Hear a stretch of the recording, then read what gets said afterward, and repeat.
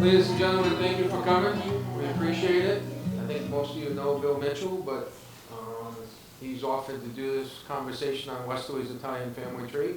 Help yourself to food and drinks. We don't want to pack it up again. And Bill, thank you very much for doing this. Okay, thank you very much. Before I get started, how many of you have worked with a family tree? Right. And how many have worked more than your direct line back? Okay.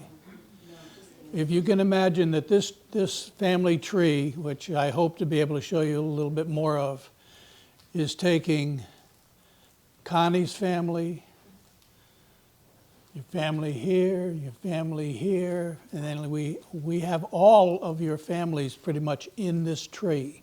You may not be aware of that. So all of those single family trees normally are just if you're on Ancestry, you're just floating around by themselves, floating around by themselves, floating around by themselves. We have been since now working on our 9th year of bringing them all together and answering the question of, you're my cousin, but how? You know, I just finished working, I continued to work with Diane Caradillo Bowdy, and we now have the Caradillo line all the way back to the youngest now, 10 more generations back. And we're talking now in the late 1600s. If we take a couple of the family trees that went off of the Caradillos, we go another 2 generations back. So we have 13 generations of some of those. So those children can go there. So I say, I want you to get the idea in your head that these family trees were all floating around. They're not here. The law of unintended consequences. A simple idea that led to the Ockery family tree. Enter a guy named Ron Sorensen, lives in Avon, Connecticut. Poor Ron's girlfriend decided that it was going to be his job to find her first cousin's birth parents. She said, you're good at computers, you do this. So what Ron did right off the bat was to take Jim, send his sample of DNA in. It says, and it wasn't long before matches to individuals began coming back. Links between the individuals were scarce, though, as most people will find when they do their DNA, you don't get those really long lines you wish you had. Matches tended for the individuals, they are more in Acre and Cosenza, Calabria, Italy. Ron soon realized that the more individuals and family trees he could link through DNA matches, the greater the chance of narrowing down the birth parents. The origin of the Acre family tree was started in March 2017, and it has gone on from there. We'll talk more about, or I'll talk more about Jim's quest. When you get that, they give you a summary and they tell you what your DNA is all about. Now, my wife, this is hers, she thought they were all going to be from North Africa and everything else. They would be there. Nope, doesn't get there. We don't know how they all got Ireland in there, but somebody did. We're not sure how, but more than likely that's gone now. Off there is more come in there. But through 80% was southern Italy. You got DNA matches. If your DNA comes back, you're sharing 50% of your DNA with somebody else. It's a parent or a child. And your siblings, you got close family, aunts and uncles are about 25%. First cousins, 12.5. Second cousins, 8, half of that. And you will get a ton of third cousins and fourth cousins. Honestly, unless you're trying to find a serial killer, they don't make any difference. The amount of DNA is minuscule. You're looking hopefully for the parent-child close family to do your tree. Ancestry has a thing called through lines. Now this is all AI, all of this. what comes up here is that it goes through all of the family trees that are in Ancestry, and they are in the billions now.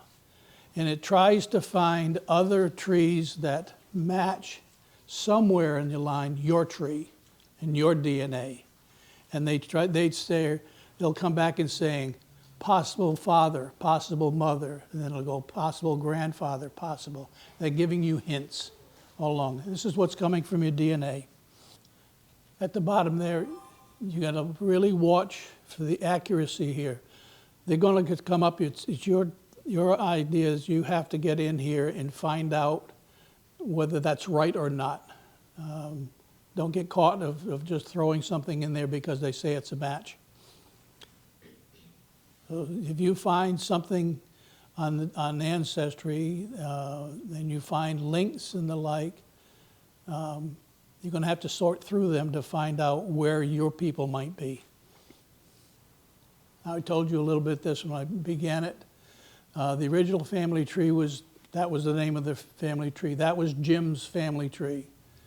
Ron decided to create a single tree with the goal to gather together, connect all of the floating family trees that were attached to DNA matches of people connected to Acre, Cosenza, Calabria, Italy. And that's when the tree morphed into Acre family tree. And also we get again to Corigliano. And later on, you'll see at the bottom here, we started to get people in Sicily because the Calabrians settled in Westerly and the Sicilians settled in Pawcatuck. They were with the Irish, cheek to jowl with the Irish up in Downerville and the like. And in the beginning, they didn't like each other very much. Sort of like the Scots and the Irish. My Scots and the Irish, they didn't get along. And the ones from Sicily, primarily from Tusa. Anecdotally, I would say that most of the Italians in the area came from Acre. The next would be Tusa. And after that, Corigliano.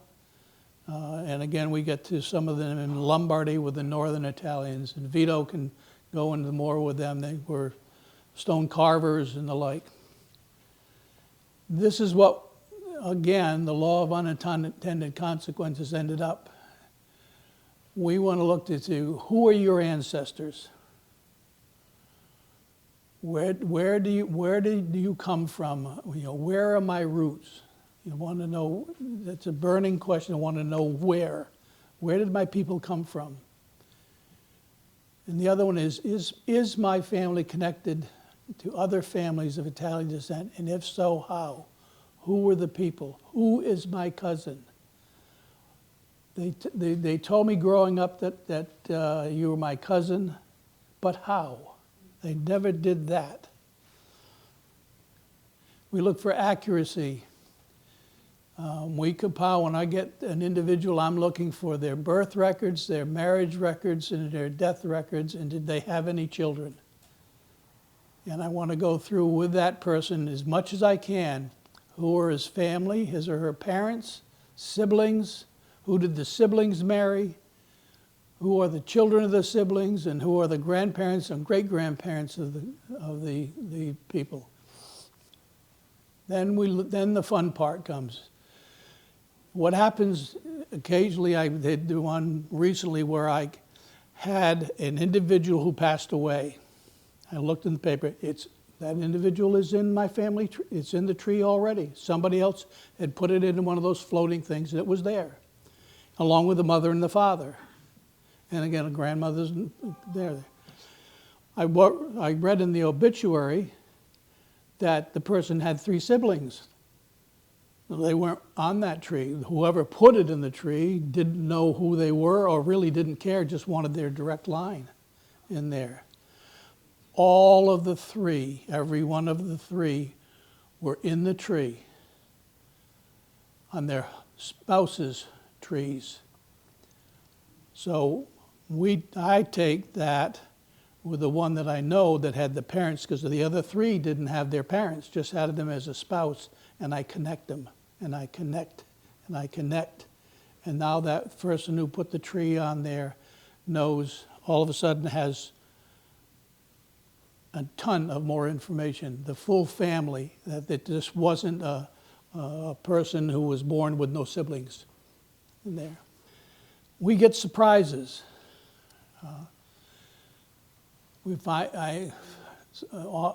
Too many times I have found that there was a death of a child early on, and through the years, I'll find an obituary, and it'll list the siblings who lived, but the child that died was not listed in there. So we put it back in there. And just a little aside, you know the thing when Ancestry comes up with a little green leaf? You must have seen that on TV. That is a clue. In other words, there's clues about that.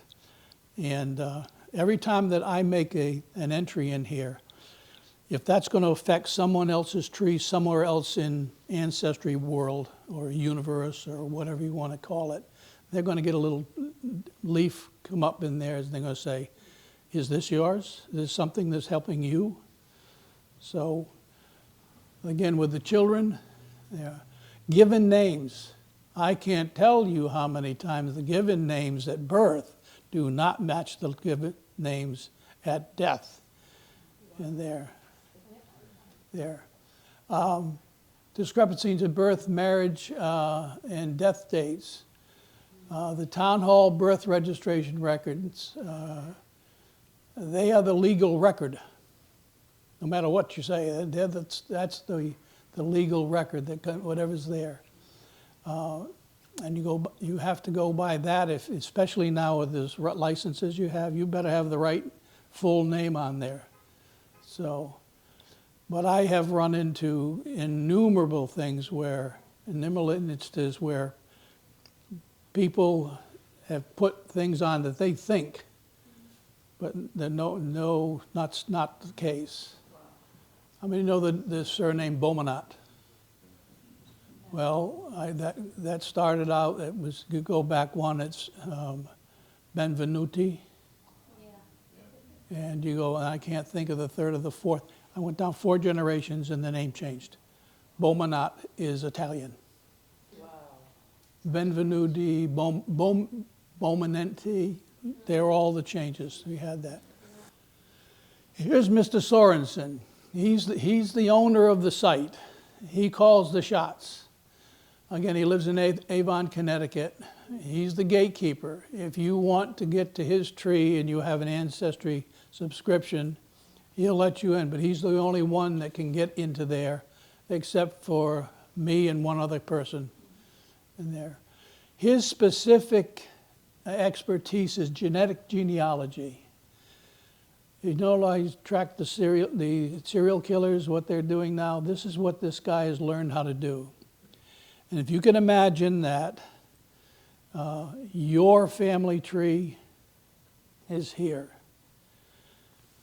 Another family tree is here. These are all showing connections, but he doesn't know how. So he's laying these trees on top of the other, trying to find the common links of where he can go. It's not an easy undertaking right now, but with AI, it is going to be easy soon. It won't take long. So at the end of the show, if you want to get to Ron, he'll be glad to help you out. Here's this guy in California now, Mr. Broneco. He's our Italian records guru. He speaks, writes, and reads Italian fluently. His late mother, Julia Algier, was born in Bradford, but lived for most of her life in California. Ed traces individuals and family lines back in time. You have the man that jumped the pond, the family that jumped the pond. Before they jumped, they were in Italy, and their ancestors were in Italy. Mr. Ed finds that link because he's going into, as you'll see, church records and other records where they're all in Italian. And he will come and find amazing what he can find. He says that he has those who remained in Italy. There are 2 obituaries in today's Sun of Italians that came over in the 50s and left their siblings and other people, aunts and uncles, back in Italy. They never came in 1950s. They had.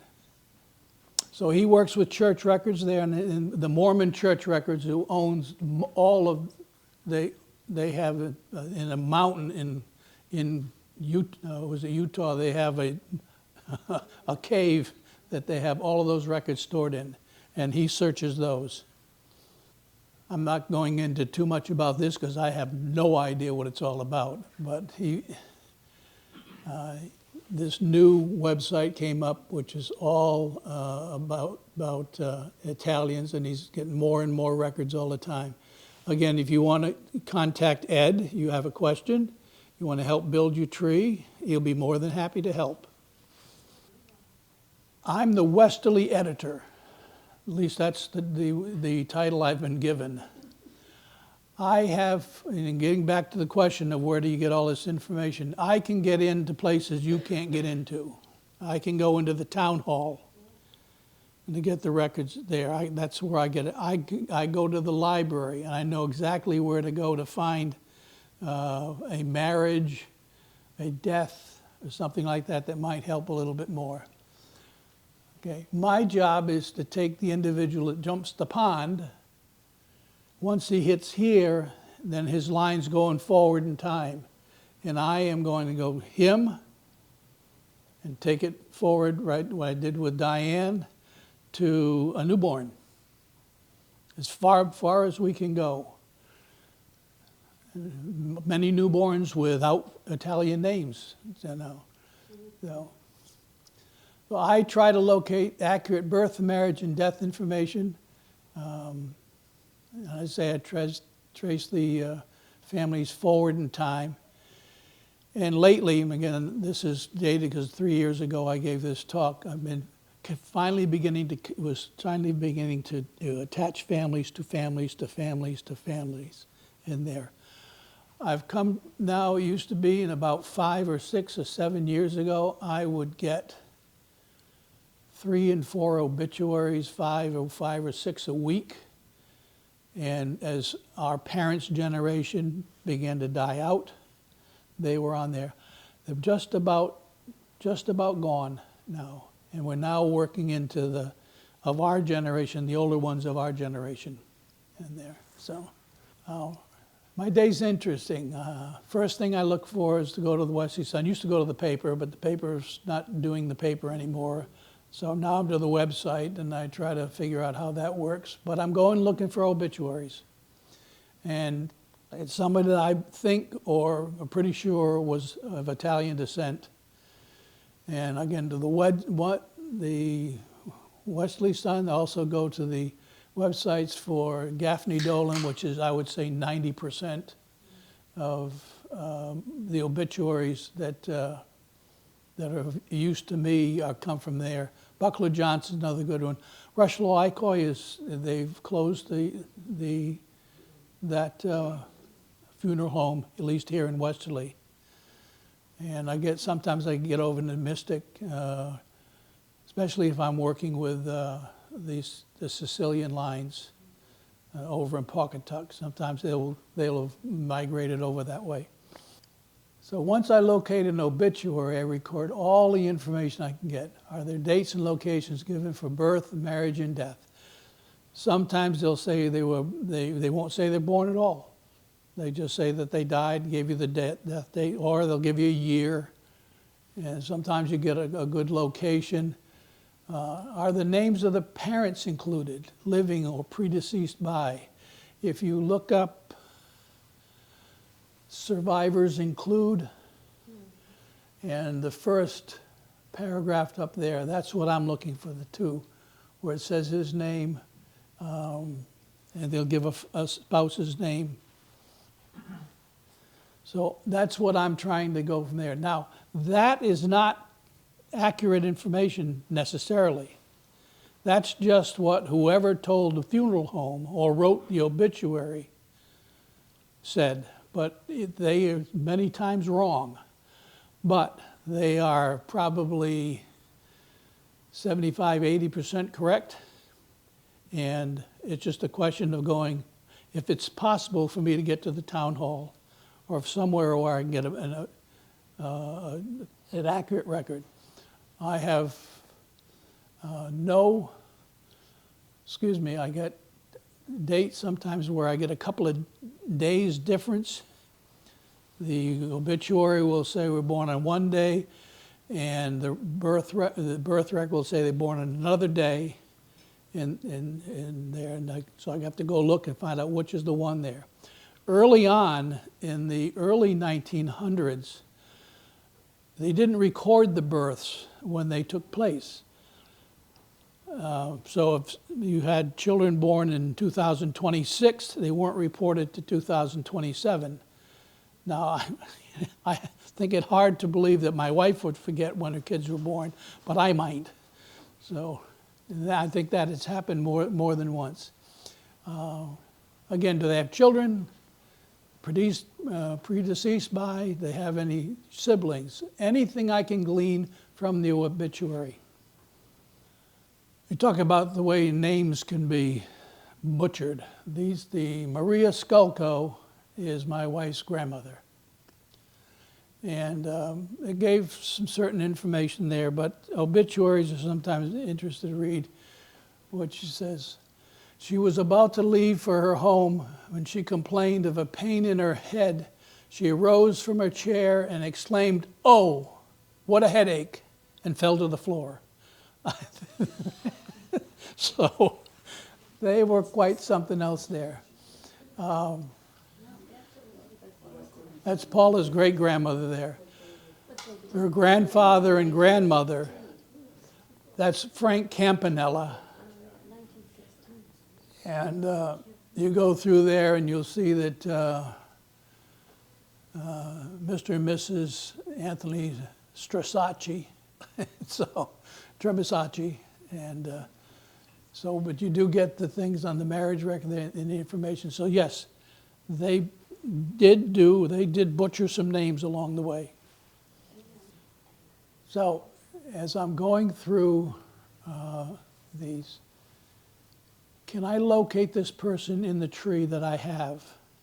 That's the first thing I do. And there's the two I said I found. The first one is in the tree, but he's in his wife's tree. So you just have him and his wife and their 3 children. And the 3 children have proven to be the 3 children. But they were married, so their spouses are going to go in there with their children and the like. And his mother and father will now be in the tree because it stated who they were. So again, we're stretching it a little bit more. In the first instance, before he passed away, he was married to his wife, and his wife's family is in the tree. Somebody put that in. And now we're trying to stretch his, so we have a line going here and a line going back up in time. And sometimes we can find that some of those connections are in the tree. I'm sure there are many, still quite a few. There are vital records in the town hall, and the records that you can access, you can't go after a death less than 50 years old. You can't go after a birth less than 100 years old. You can't go after a marriage less than 75 years old. Now, some town halls are very strict. You have to write out a question, submit it to the clerk, and then you wait. And you can get, in an hour's time, you might get two things right. In Westerly, they are very helpful. I can go into this little area and I can locate those things. But there is an area that the town clerks would lynch me if I even went to the other side of the aisle. That's again going to the left, because those are locked up. So these are pretty much at this point in time going within the bounds of what you can look at. All right. So that this will be the accurate record for any individual. You're going to get any birth, marriage, or death information. You're going to get the names of individuals along with pertinent dates and locations. For instance, where they were born, the name of the individual's parents or place of birth. There's an index there that that's all you really need. You don't even have to get into the birth record because it tells you everything you need. It gives you a birth. Most of the time, it'll give you the birth date, and it'll give you the name of the parents. Although sometimes the names change a little bit. You know, Maria becomes Mary, and you have an idea what I'm talking about. In case of birth, an individual's place in the family birth order, they will say this person was the first, the next child's the second, third, and then I missed 4 and 5. And then it says there's 6 and 7 and 8. And I've been to as high as 13 in one thing. And I always wondered why were they born in different areas? Could have been, I don't know. We get, in the case of the name of, they get the name of the informant in their relationship to the deceased. It'll say John Aiello, brother, John Aiello, son. And that's another key to making sure that the tree can be accurate. And it also gives you, in many cases, the address of the bride and groom at the time they applied for the marriage license. Also their occupations. If you're really trying to put flesh on the bones, that's quite a source of information. That'll give you the full name of the child, the full name of the father and the mother. Sometimes I'll go in there is no father listed. It happened in my family. I went to look for my mother's birth record in upstate New York, and it's got my grandmother on it. That's it. Full name of the mother, which will give you a maiden name. Sometimes we will get the husband's full name, and it said he was married to Mary. So I put it in as Mary and 2 question marks. And sometimes I go back and I find out who Mary was, sometimes we don't. And from the birth index, there's a volume and a page number that go back in those huge tomes that you'll see in there. Same thing with death records.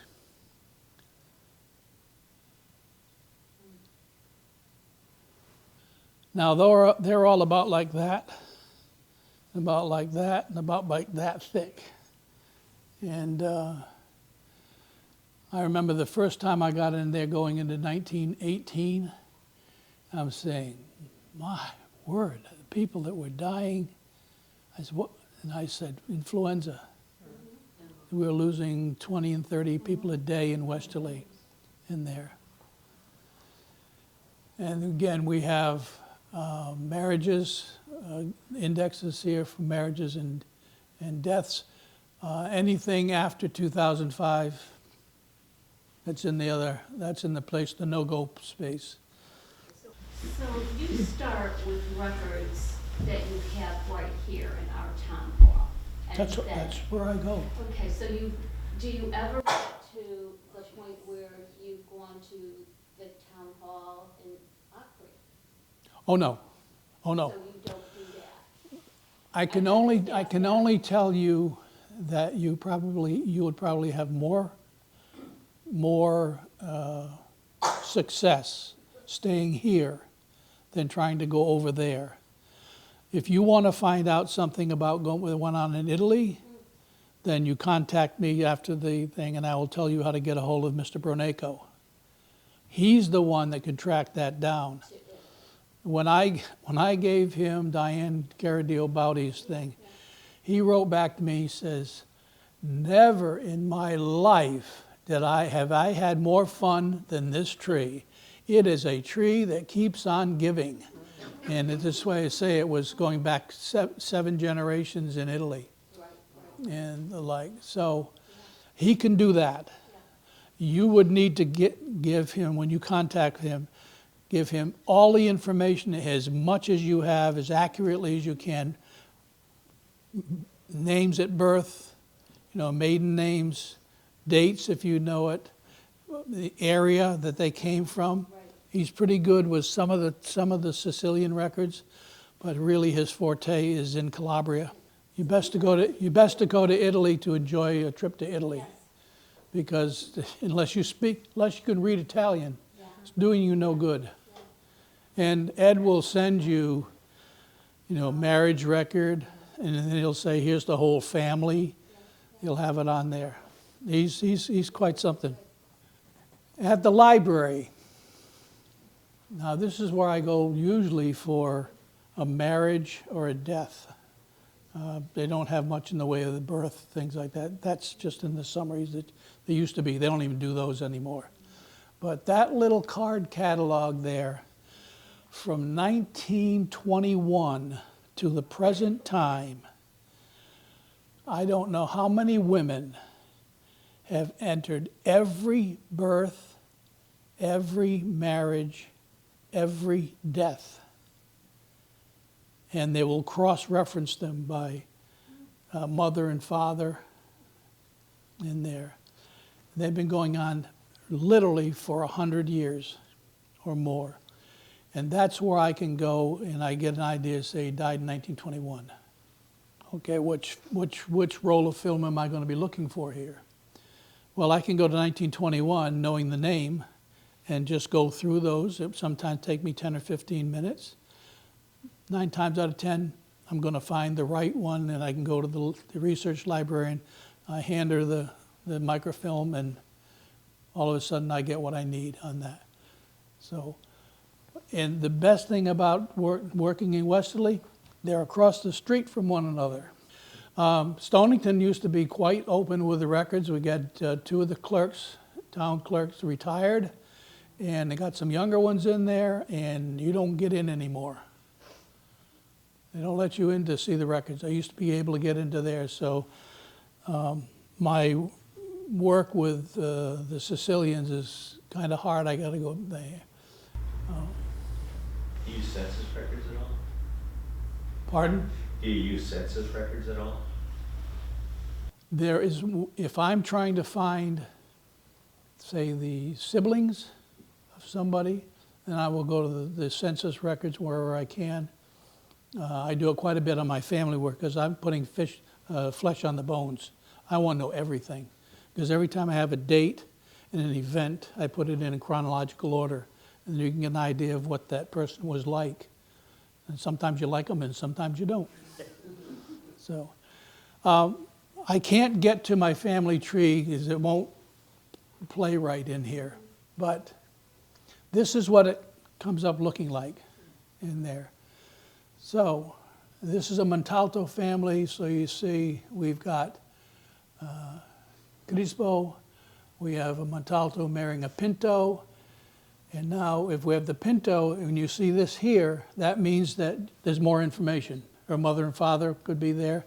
It could bring it back to grandmother, grandfather. It goes right on down the line. So here we have with Salvatore Montalto, and he married Lucrezia Salimbeni. This is the older sister of my wife's great-grandmother.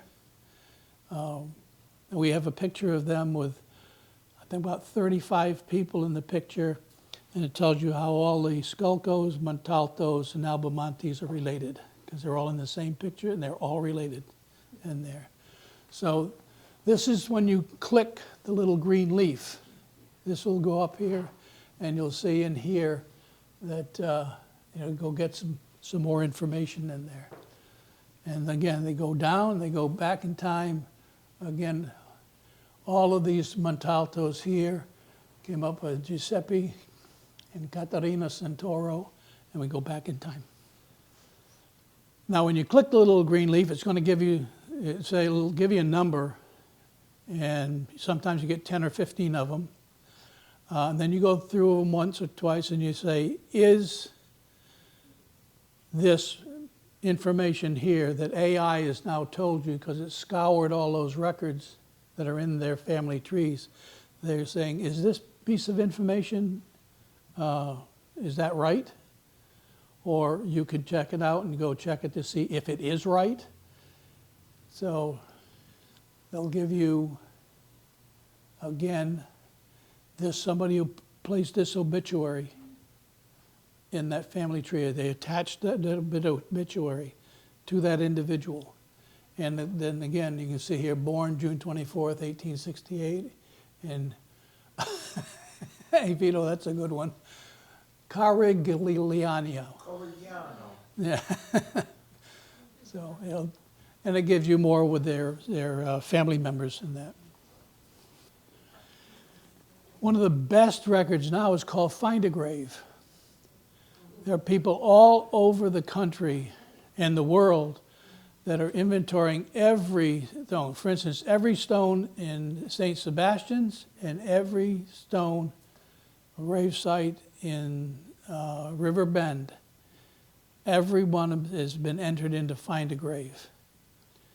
And then there many times they'll come up with a Find a Grave, give you some information.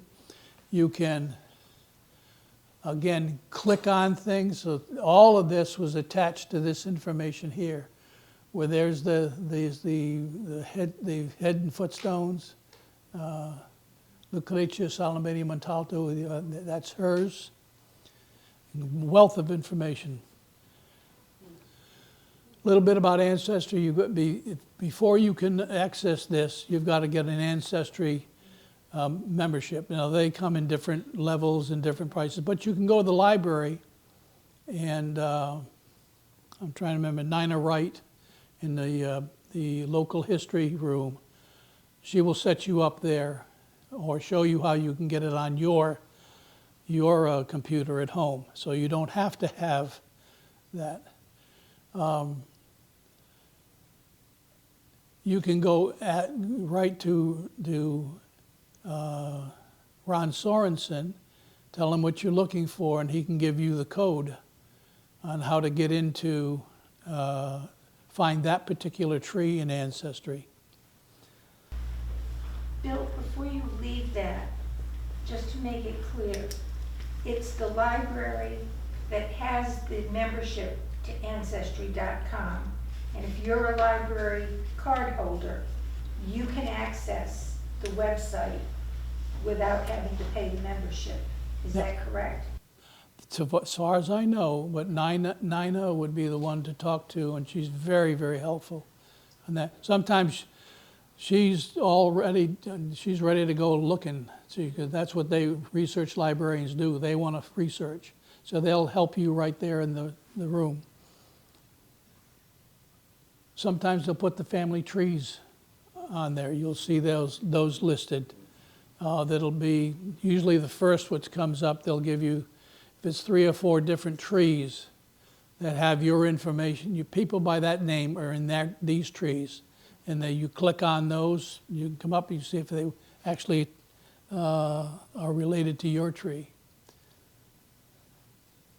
So we have descendants from Acre who have made their way to and through Westerly, Pawcatuck, Coscob, and Greenwich in Connecticut, Essex, New Jersey, New York City, Westchester, and out in California, Minnesota, and in Canada.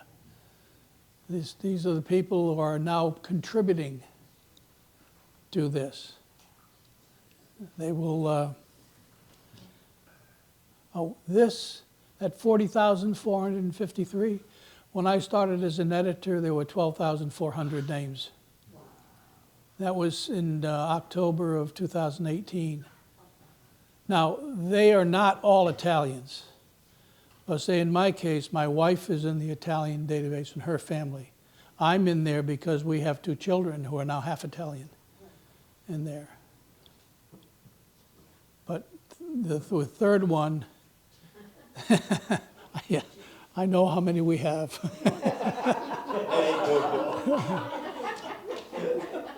But my grandson is 25% Southern Italian and 25% Northern Italian. His father's Roland Benedetti, so he's Raphael Joseph Benedetti. So we're now tracking his line back in time. Back to Jim. He was in his 40s and he learned he was adopted. Very quickly, with Ron's help, they found his mother's family, and they welcomed him into the family. So half of his DNA is answered in there. She was 100% French-Canadian, lived in Norwich. Through DNA testing, he said he was 1/2 Italian. All right, this tells you that if she's 100% French-Canadian, then father's Italian.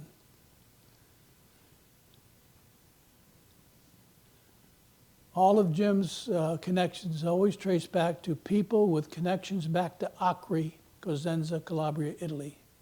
All of them.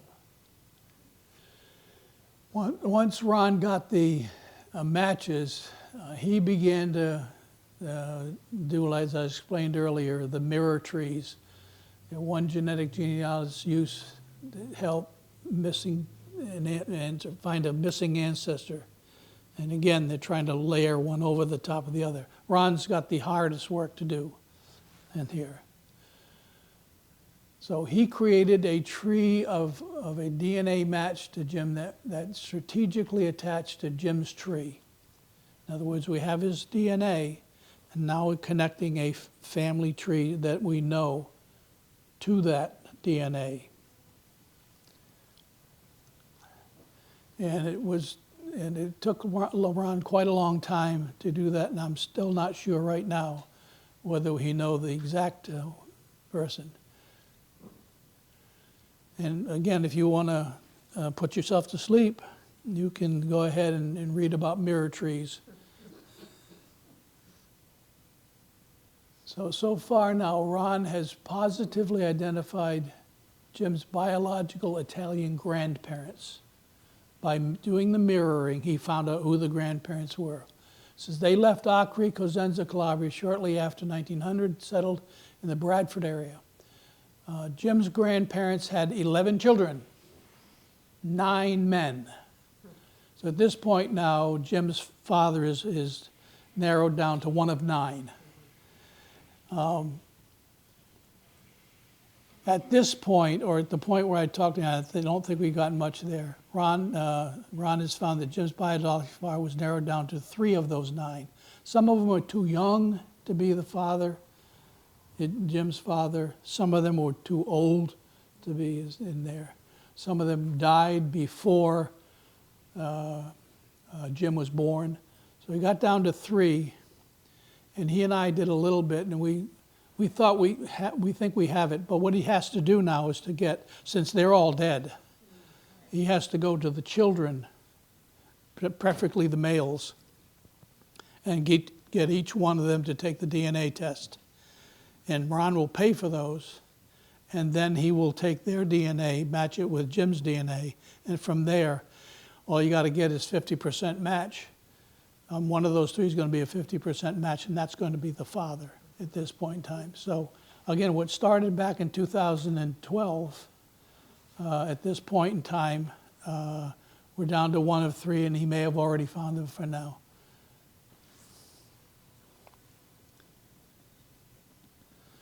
I'll let you read that. This is Mr. Broneco, who was always a skeptic. I would think that this project is one of the more unique ones in Ancestry. Again, that we're not following simply one line. We're trying to get all the lines and connect them in there. And also trying to connect them and then bring more information there. So, yeah. So did Jim's half-sibling go to Ancestry.com? How did they say that his mother was 100% French-Canadian? Someone had to have... Because it came right up. Right, but Somebody with sharing her DNA. Exactly. So Right. But somebody had taken, somebody related to her family. Right. Oh, that's what I meant. So Yeah. it might have been... Could have been a nephew, could have been a niece or somebody. They put their DNA in there, and all of a sudden it locked on to Jim, and they're saying, this is a match, 50%. And then he did a little bit more research to find out. He went into census records to find out where she was born and the like. He does a little bit more to get it even closer than that. But when DNA comes up 50% match, you can't argue with that. Oh, No. no. Someone had to have. Yeah, if you go on PBS and you see Finding Your Roots, yeah, it's pretty good. If you got that or 12.5%, then you know that your siblings or something like that. So, but again, Ed was a little skeptical in the beginning of this, but when he saw what it did, what he did and I did and Jim did, Ron did, it made his research even better. And he and I worked on, I can't not remember the family at this time, but he said, I got one of two Giuseppe Ferraros here, but I don't know which one it could be. And the information that I found in Westerly records, I sent it out to him, and he says, "Yeah, that works. That's what I thought, but I wasn't sure." Because you can go, like my wife's family, they had Giuseppe Alice, and then there's a Joseph Alice. Giuseppe died, I know of probably influenza or something like that, less than a year and a half old. But the name Joseph was not going to be lost. Same thing with an Uncle Angelo who died, the first one, the second Uncle Angelo. Like I've had one worth 3 names are the same because they died. 2 of them died early. And why do we do this? I refer to the generation that left Italy and immigrated to the United States, to Westerly in particular, as the Italians. All they simply did was change countries. Their ways didn't change at all. They just got over here. Somebody said, "Why did they come?" Because there was nothing in Italy for them. There was nothing in Scotland for my Mitchell ancestors and my mother and Bird ancestors. They broke rocks for a lot of generations in there. The children of the Italians are as the American Italians. They were raised as Italians, honored very close to the Italian family ways. And I think it was Eddie Grattalone that gave a talk on the Italian ways in Westerly. The children of the American Italians are Italian Americans. They had feet in both worlds. That's probably my wife and many of you here, that you had a little bit in both. They're preserving and trying not to forget the Italian family ways of their parents and grandparents. And the children of the Italian Americans are Americans of Italian descent. That's my kids at that same time. So we've got to ensure that we never forget who their ancestors are, because you don't know who you are until you know who your roots are and where they were. You have no idea what they did and what they sacrificed. And my line with Scotland, when we were over in Scotland, went to 2 places where the Mitchells and the Birds lived. And I got containers full of granite pebbles from each. And I handed them to one in each to my granddad. I said, "You're getting a college education because that man broke stones in there." So I'm doing now to granddaughters there so that they know that way back they're going to remember that they had that. So I wish I could get into the family tree, but it does not navigate the same on this as it is. But that's about all I have, unless you have some questions or anything. Again, it's just a big family tree, not one line, but everybody's line. I'll guarantee you that there could be someone in here right now, they're related, but we don't, that's in that tree, but we don't know who they are in there. I'd say it was a better life here. And I'll end by saying that you don't know the history of the town that you live in until you know the histories of its families. And this is the 3 of us, is our way of trying to preserve that information. Where it's going from here, I don't know. But somewhere these things will be, they'll be throwing them into a pile but we'll still be able to get this information somewhere if it's recorded. If it's not recorded, it didn't happen. It did not happen if it's not recorded. So our ideas from helping Jim find his birth parents to evolving into this, which at least will show how the Italian families in Westerly were all related, where they came from, as much information, so that our great-grandchildren or more will be able to go back and find out, like Diane Caradillo Bowdy, 13 generations. That's it. Thank you very much.